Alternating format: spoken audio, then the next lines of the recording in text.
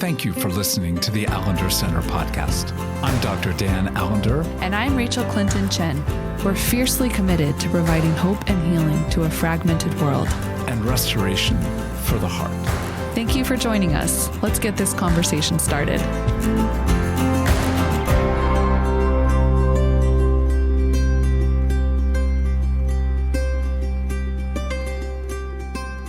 Hello, Dan. Hi, Rachael.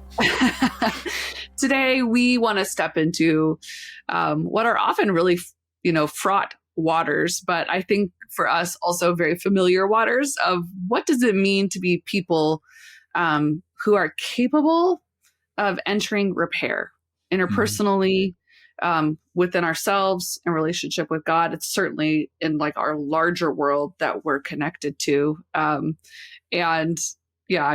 Laughing because, as I said, this is not a topic that feels like, oh, let's explore this. It feels very daily and almost mundane to some extent. Oh, but real. So freaking, like, I didn't expect you to use the word waters, but just a conflict yesterday. We began cold plunging this summer. We bought a $120 little container to fill with water and a few ice cubes. And like Becky, like she's nuts. I've known that over many, many, many decades. But the woman will get in the cold plunge and she'll like stay there for nearly forever. And so I was monitoring because I'm the one who will let her know that she's done 4 minutes. And I'm like, sweetheart, it's been 4. She's like, I'm going to stay here a little longer. And I'm like, look, I've read the articles. You're not supposed to do cold plunging more than 15 to 18 minutes a week. Like you want to do 15 to 18 minutes today. So all of a sudden, tension. Oh, I'll just stay another moment. Why don't you just go away? I'm like, if I go away, you're going to stay in there forever. Well, you just go away. And I'm like, I'm not going to go away. And so it felt like we were in 3rd grade. She was in 3rd grade. I was in 5th. I had the mature upper hand here. I had the data that it wasn't good. But the tension between us should not have been as great as it was. And all of a sudden, both of us are at least somewhat aware. The issue isn't just the issue. It never is. There's something else going on. And part of the necessity of repair is to know that you need to repair, but also that often what's on the surface needs to be addressed. But there's often the simplest. There's more to the story than what is seen. So, I would say the topic of repair is very relevant every day. Yeah, I think about being a stepmom, certainly being a mom. I mean, I have to repair with Evie, and she's 14 months, but there's still reparative processes that play out. But just the amount of times, you have to go back to your kids, especially if they feel safe enough to call you out and to say, I didn't, that hurt my feelings, or I didn't like that I didn't have choice in this interaction, or just different things to navigate. And I think in my fantasy world before moving into relationships that I was in and day out, attachment relationships, I thought, oh, I've got this. Like, yeah, I'll have to repair every once in a while. Every once in a while, like the old phrase, every blue moon. Yeah, like look how much therapeutic work I've done. I'm so grounded now. Anyhow, I digress. And I think practicing there is such good practice. I think what gets harder with repair is exactly what you're naming, that there's often stuff under the surface. And then when you move outside of like your immediate sphere, let's just say you move to your immediate family. Like I can't tell you the amount of times my siblings and I have gotten in fights that are so old and familiar. Mm-hmm. And there is some sense of like, either there hasn't actually been genuine repair here, or we actually don't have imagination that we've changed or transformed. And so we're responding to these triggers. But that we've actually maybe moved to a different place, but that feels risky too. Yeah. Because that requires a new kind of trust, a new possibility. And so much we're so guarded of like, I will never be hurt in the same way again. So I need you to be bad so that I can stay safe, or I need you to like be stuck in this way so that I know how to mitigate relationship with you. Yeah, there's a theory called imago theory that basically says we have images of one another. We have pictures of who we are or how we relate. And in some sense, change it from the idea of image to the idea of a thematic narrative. And so we become more predictable to one another in the process of how we relate. So we stop seeing each other as we are because we have that image, or we have a sense of the thematic overlay. Years ago, when I had a beard and I shaved it, and I came downstairs, I still had a mustache, and I remember looking at one of my daughters, like full face, like, "Hi, good morning," and she's like, "Good morning," and I'm like, "Hi." She's like, "Well, what are you doing?" And I'm going, "I'm just sort of bringing my face to you." She's like, "Well, okay, what do you want?" I'm like, I didn't say it at that point, like, "Look at me." But I eventually had to say to her, "Do you see anything different?" And all of a sudden her eyes widened. She goes, "Yeah, you grew a mustache."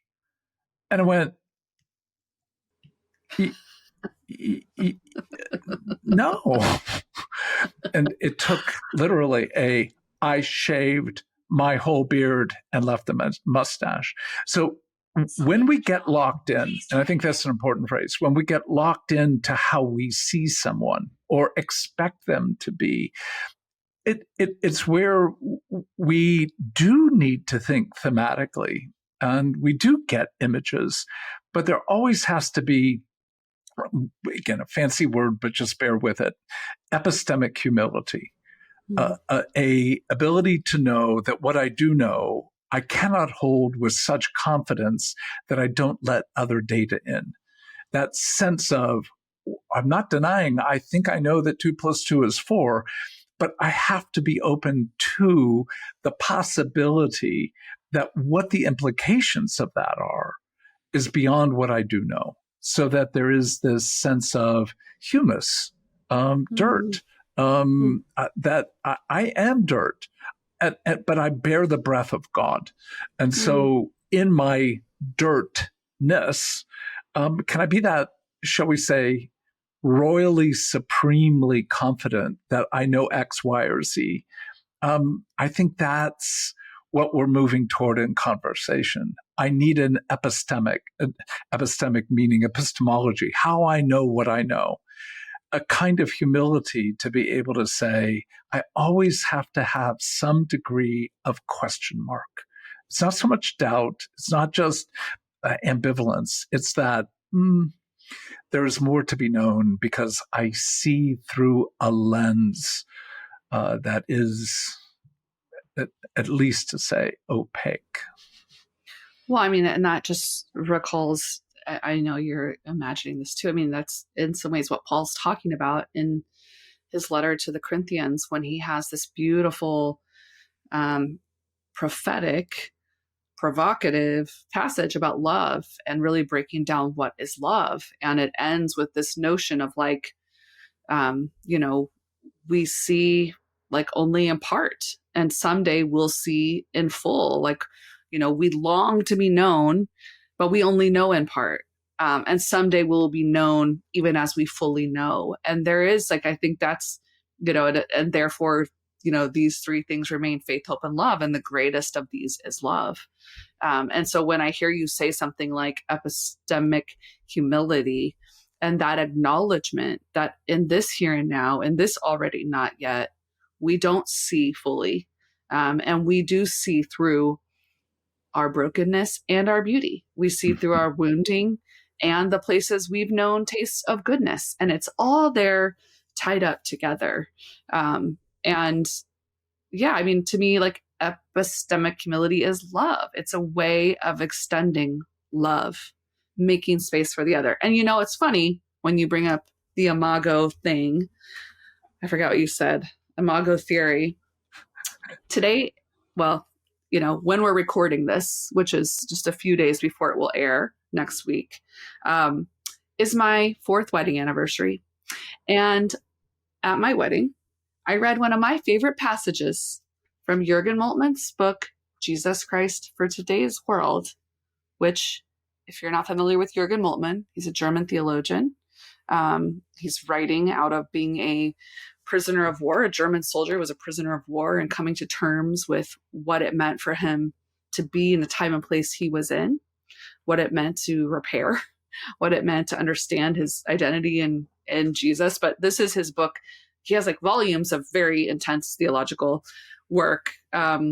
He writes a lot about the suffering God, because I think it was a way he really needed to come to understand who God was.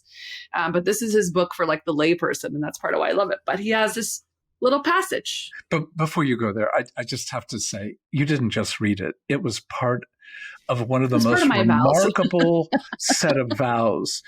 Most people's vows get spoken in, 30 seconds to a minute to 2 minutes. Thank God you took your time. It was a marvel, just an absolute glorious marvel to have somebody read Moltmann as part of her vows. So please go ahead. Well, he talks about how, and I think this is what we're talking about. And I've always wanted a moment to be able to bring this to the podcast, so I'm going to take it. He talks about the art. He says this, and he is talking about marriage and family and friendships and intimate relationships. The art of loving has to be learned. We learn it through joy in each other, through the forgiveness of guilt we experience, and through the continually astonishing miracle of the new beginning. In that wide space where there is no cramping, we accept one another, grow with one another, and unfold from one another. Part of love is friendship, which knows how to combine affection with respect for the other person's liberty. That means respect for the mystery of the other. And that's what you're talking about with that epistemic humility. For the mystery of the other. And his or her still latent and unrealized potentialities. If love stops, we make a fixed image of each other. We judge and pin each other down. That is death. But love liberates us from these images and keeps the future open for the other person. We have hope for each other. So we wait for one another. And that is life. I love that. I loved it when beautiful. I had the privilege of standing with you as part of the process of becoming covenantally bonded to your beloved. But that is such a rich passage. So the context of our conversation came from a interaction, I think, direct or email regarding some of my writing in the past. So want to use this framework to step into what has felt like, for at least one listener reader, a sense of harm. Yeah. And I would imagine, Dan, you have many stories like this. I think when you're a writer, when you actually have the power of a platform and a prominent voice, and you have been doing the work for decades. So you've also been a human being in process. You also are a human as you write and speak. So, informed by your context. But yes, just a really good-hearted person sharing with us that some of the people in their community who have known profound harm, especially in a spiritual context, have encountered an article you wrote in 1996 in the Mars Hill Review, where we're talking about love, and I think in many ways for the mid-90s, trying to reframe the notion of sin and our notion of sin that was very myopic, and especially in the evangelical context, very like your moral failures, thinking like addictions, brokenness, but not necessarily always framing that in a relational context. So you were playing with the love of God and love of neighbor as really kind of the root of what we measure our, sin. But you had a phrase in it where you said something along the lines of all psychological disorders or all psychological something comes down to a failure of, or to disobedience. That was the phrase you used, to disobedience. And I think maybe people who are coming out of high control contexts where something like disobedience is used to manipulate and control, and then tying that to psychological disorders was just really triggering for some folks. Oh, yes, indeed. And rightfully so. I think one of the things that you have named well, and I think you feel this as well, is we are privileged, immensely privileged, to be given a platform, to be given a voice, to be able to reflect on our experience, our engagement with Scripture, the reality of the human condition. I think we do pretty well not straying too far into realms that I actually would want to say more about, but I really am not well thought in that realm.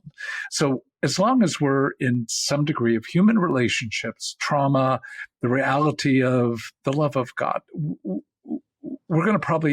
I'm going to probably cross into realms that I would need more time to reflect on if I were to do that same work again. But in this article, again, in 1996, what is wrong with us? The question at the heart of the counseling debate. Already I'm setting a context. And that is, I'm obviously in some conversation with someone or someones that hold different perspective. And I'm attempting to articulate my own. I knew that, but when I picked up my journal, which I can't even believe I still have, but I'm glad I do. What I noted is, and this is going to take us far, but I'm talking about the context of interacting with my 16-year-old daughter, Annie, at that time. And I just blew it. I blew an interaction with her. And I'm just so aware of how sometimes my efforts at playfulness end up with harm. So I'm using that as a framework. But if I go a little further, this is being written in the middle of what I would call ministry divorce. I had worked with Larry Crabb for almost 18 years up to that point. And the two of us had divided in terms of the work that we were doing. Larry took a very different direction. I took a different direction. So our formal work had come to an end. So in some ways, just to get a historical context, I'm in the middle of a lot of turmoil. I got a 16-year-old, which I don't know, was its own turmoil.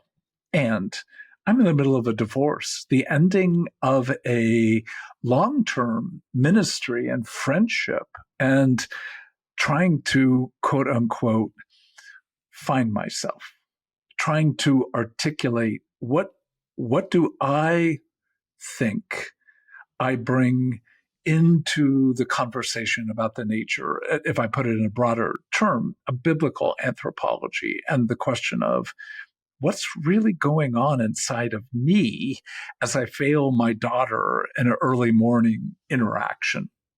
So it doesn't, please don't hear any of that as a way of justifying or excusing. I look back to the notion of that particular section on all psychological issues are a byproduct of disobedience. And I go, oh, that is not well said. Oh, that is like a lingering statement, even if it's embedded in a larger context, that begs for clarity if you're going to say it, so that the nuance of how it could be read by people, I'm grieved I brought harm even through that paragraph. And I would say, if given the opportunity to rewrite that, I would not say it that way. I would say again that there is the reality of our own brokenness, having this intersection between trauma and our own efforts to find a way of living in that trauma without having to deal with it, which I later I think, more articulately have named as a form of idolatry. So again, a failure of love for ourselves, failure of love of others, ultimately the failure of love of God, I would still say, is the core war that has other biological, other traumatic, other relational, familial, but also other cultural phenomena that play into the evidencing of human pathology.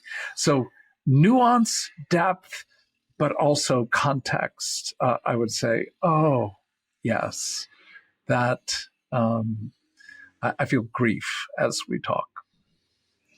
Yeah, and I think, that makes a lot of sense. And I think this brings us into some of those waters that we're familiar with in the work that we do, and it's that sense of like, oh, can we practice what we preach? And sometimes we can, and sometimes we can't, or sometimes we do it well, and sometimes we don't. Mm-hmm. But that reality that what you've named or what you've put words to without stating it explicitly is that even though your intent and the context of how this was coming to be, was to actually help people, to help them understand more what they were suffering. And you said also you're writing specifically for yourself and maybe to another person, that you can still be moved, you can still be grieved, you can still be humble in the face of where that has impacted someone differently. Such an important category. Intention. At least I know I have used that phrase in my marriage and in other relationships where there has been a failure of love. And I have attempted to resolve it by saying, but it wasn't my intention, which the people I'm interacting with already know that I'm not an evil man. So bringing the intention card is not a helpful category because they know my intent is not in most occasions to do harm. But the reality is we use intent often to escape impact. And in that, it's the same structure of self-righteousness, of defensiveness, of justification and explanation, which ultimately is a failure of love. Yeah, I was just thinking about the places I have also used my good intentions. And I think especially before I started getting more awareness of my story and started doing work, I could barely tolerate if someone reflecting back to me, in some ways, what I heard is, you're not good, you're bad, you're dangerous, you're mean. And it didn't fit my kind of internal sense of self that was actually very flimsy, very fragile, that I needed to hold on to, because obviously I have a theological understanding. I mean, we talk a lot about this. I think you asked me the other day, how often do you think about the log in your own eye? I do have a theological stance that I am a broken person in need of continual transformation, in need of like continual repair and humility and coming back to the table and learning and growing and having more courage and undergoing grace and having to really cling to Jesus, who has taken on all condemnation. I mean, Dan, you brought Romans 8 back to me and talked about the bookends of, like, it's a passage I talk about a lot, but just there's no condemnation and there's nothing that can separate us from the love of God. And yeah, there were times in my life and still times today where in my own defensiveness, if someone's asking me to see a way I might have harmed them, sometimes even if I feel like that's ridiculous, like you're being too sensitive, AKA when I'm working with my children who are children and developmentally are sensitive, that I don't love having to see myself in that mirror, having that mirrored back to me. Mm-hmm. And if I can hold on and stay grounded, my heart is actually to make things right. And I'm just aware on a larger scale, like, we're in a moment right now in our world, and it makes sense to me logically, like something like cancel culture, where, Right. where people are going back and saying, you said this thing 12 years ago. I mean, I think about this for teenagers. I'm like, thank God I didn't grow up with like putting all my thoughts on Twitter. Oh, Like, oh my God. good. Where in some ways, rightfully so, to some extent, where you have harmed, wittingly or unwittingly, it's being brought back to you in a way. And what we see is so few people can actually say, not just like, I'm so sorry if you perceived that I hurt you, or I'm so sorry that I was a teenager and I was, it's like to actually be able to say, I can actually see how this would cause grievous harm. And I won't attempt to make excuses but I can tell you I've grown, I'm changed, and I know there's still like we don't actually have a lot of imagination in our culture right now. On one end of the spectrum, that people need to be held accountable when they have perpetrated tremendous harm, or that we're complicit in systems that are, perpetrating harm, and that we can tell the truth, and it will be hard work, and we can enter lament, and we can attempt to make things right. That's like one end of the spectrum.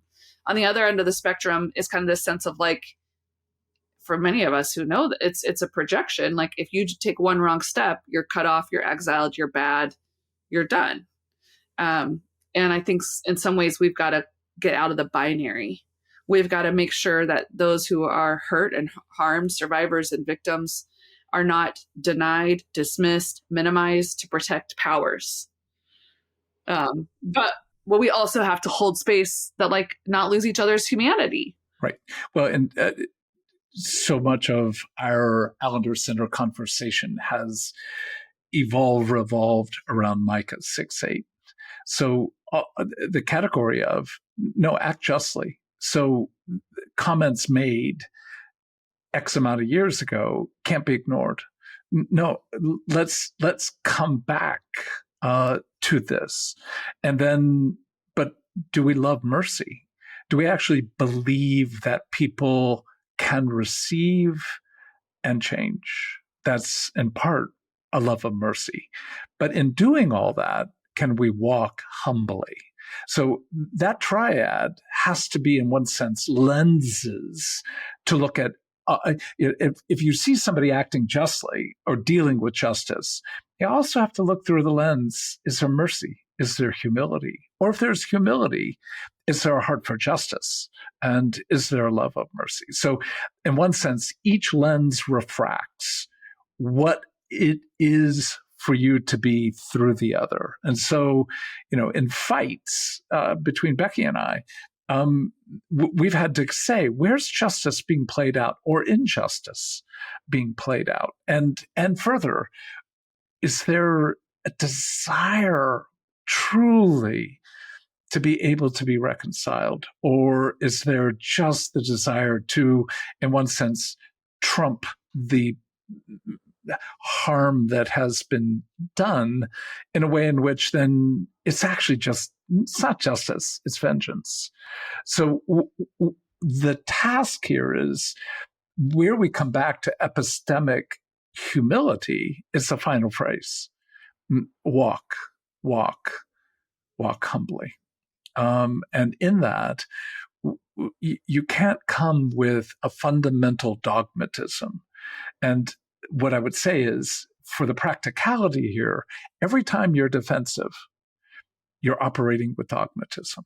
You're operating with a kind of self-righteous arrogance to defend your position. And in that, it doesn't mean that there isn't good to explain and justify and even defend, but the stance has to be one of, I know I've been wrong a lot, and yet I'm not going to just concede to a kind of, oh, I'm just wrong, self-contempt, but also not barter that away in order to then justify through other-centered contempt. So part of this, I think, is just the play of evolution, the play of growing in some sense, for a greater understanding of what's true. So going back to the article, I would want to say to that 42-year-old man, you are trying to find your way. I don't know if I was writing it to anybody but me and maybe a few other people, and trying to, shall we say, make a claim on truth to give me a clarity of identity in the middle of a divorce. That's heartbreaking. And as I read, there's a lot of sentences I would go, oh, I like that. And oh, that's good too. Nice job there, pal. But what I feel more so is, oh, Dan, you are trying to find your North Star. And again, this will sound too simplistic, but really, Jesus was and is your North Star. You didn't have to craft a theory in order to find a North Star. But if in your engagement with Jesus, things get clearer that are somewhat theoretical, that's a very different stance then. So there are many other sentences in that article that I read and I go, oh my, you, and again, this will sound pejorative, but you young boy. And I don't feel condemnatory, but I also want to invite him to go, we, meaning the interior complexity of my soul, we know more of Jesus today than I did when I was 42.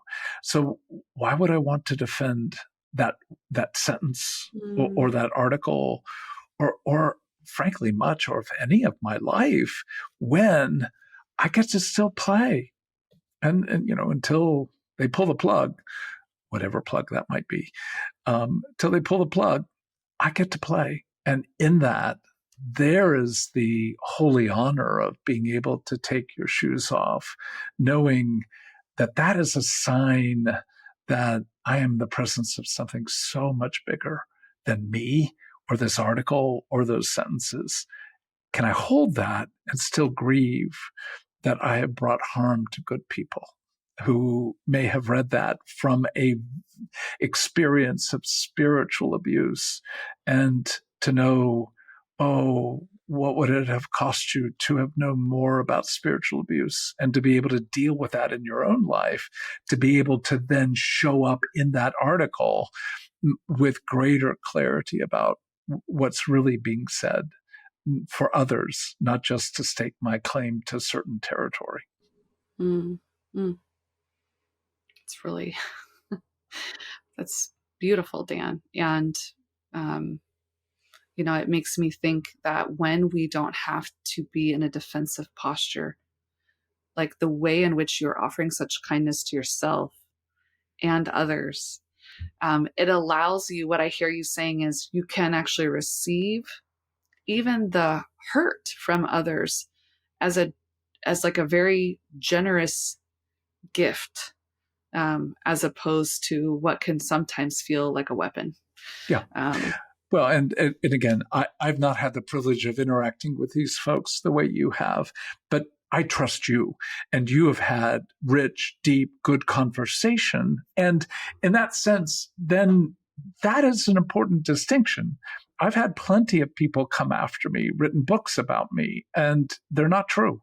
And I'm not going to approach the interaction with the same sense of grief. I can be grieved for someone who accuses me of something that is not true.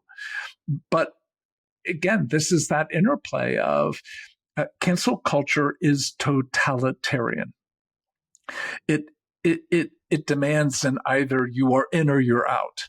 And that kind of fundamentalism, which is a strange thing to say about the secular culture and often the Christian culture, it's fundamentalistic in its view of good, bad. And you used the word earlier, this polarity. And that's the working of dogmatism. Like with dogmatism, you have certainty, but when you begin to have, again, this epistemic humility, it's more like, I'm sorry, this is way more gray, a lot more gray. Now, there are certain blacks and whites, certain clarity of that's a color that doesn't work in this. Let's step back and begin to do that. It isn't just all truth. There is no truth, therefore it's your truth, et cetera, et cetera. It's more, now we can have a conversation because there's not a stance of accusation. It's an invitation. And that's in part why we're doing this podcast, because you had been invited, I've now been invited to engage not just a particular article, but far more the implication of what happens when we take a kind of self-reflective loop, looking at our own lives, looking at the products that we have created, and be able to go, can I enter into it and feel it the way other people feel it, and begin to monitor, having a kind of self-monitoring of, oh my gosh, let me read it, let me react to it internally, let me remember, but then in some sense coming to a certain self-evaluation. So that play of self-monitor, self-evaluate, and then again, what's often called self-regulation, which just means, what do you want to do with what you now know? And I bring it back to even the conversation we had about this opened up in like a day or so ago. Like, I'm in the middle of this conflict with Becky on how much time she spends in 51 or 2 degree water. And I'm like, I'm not handling her well. I am coming as if my reading of the articles provides me with the absolute certainty you're in here wrong. I'm so glad you're naming that, because I was like, we're really going to have a conversation after this podcast. So, I mean, I don't know. I've not done the research, but I'm like, okay. It's your body. You stay as long as you wish. And you want me to depart, I will depart. But I am going to say, I am wrong for standing over you, literally standing over you, saying with absolute certainty, you need to get out right now. Like, I also know you are a little bit of a worrier, and, excuse me. Yeah. But, keep going. Yeah, I am. Ooh, for others, not for me. But, like, you're in the water too long. Do you have your life vest on as you go into your little cold plunge? I can't relate at all. I'm totally chill. Totally chill. But let's just use this. Like, knowing the thematic tendencies ought to be able to be held with a little bit of humor, like what we're talking about. So to get a sense then that in our humanity, humus, there better be a growing humility. But even our laughter just now is a reflection of what humility is meant to bring us. Not degradation, not, oh, I'm terrible, but in some sense, the laughter of mercy, the laughter of knowledge. And again, I didn't expect you to bring up my predilection of worry on behalf of others. Oh, I'm sorry. No, I'm grateful. It's hilarious. But to be able to, like, right now, I feel caught, but it feels honoring. Like, you are a worrier, and sometimes it becomes an imposition of your form of dogmatism.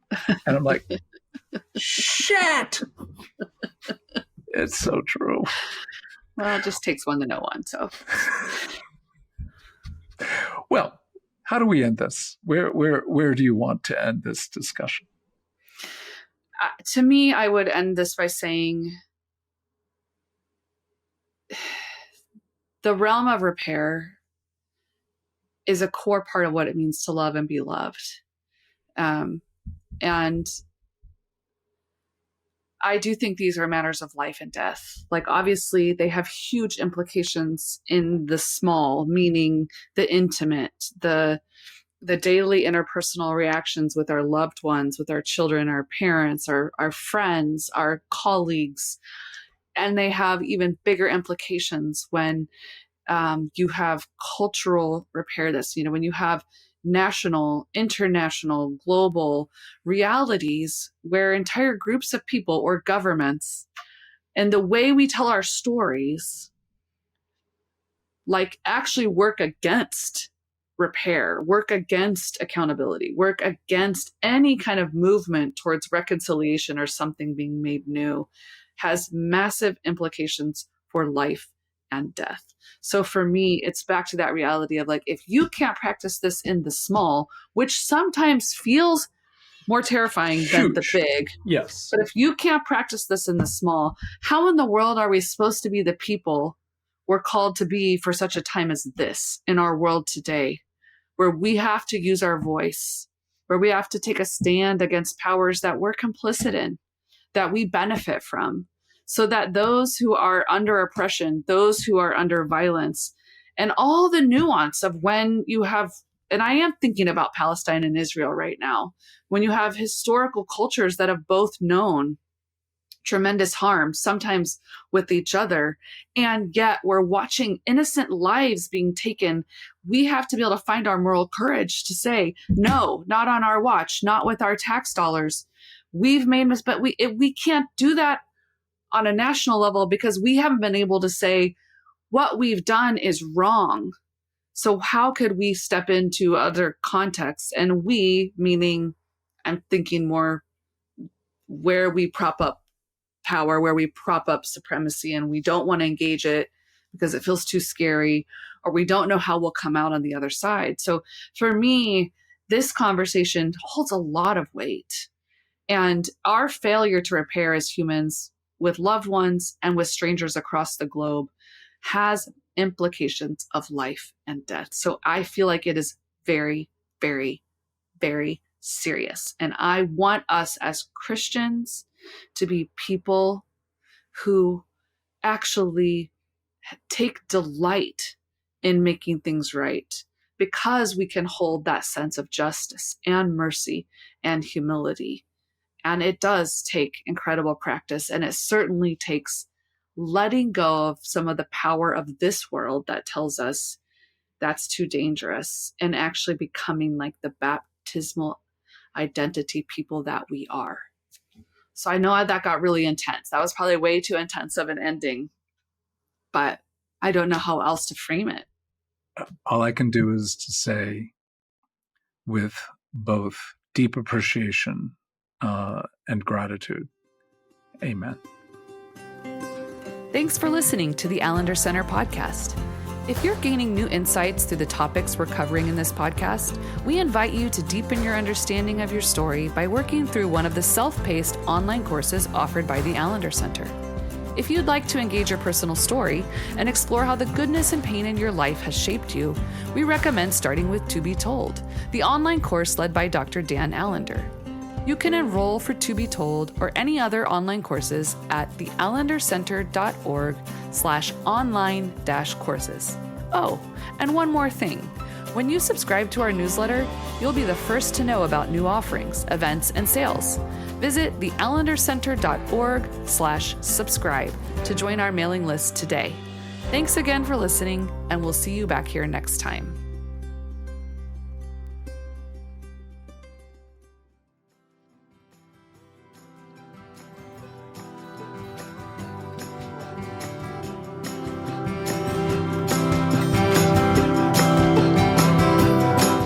Center podcast is produced by the Seattle School of Theology and Psychology. If you'd like more information about the Allender Center, you can look at theallendercenter.org.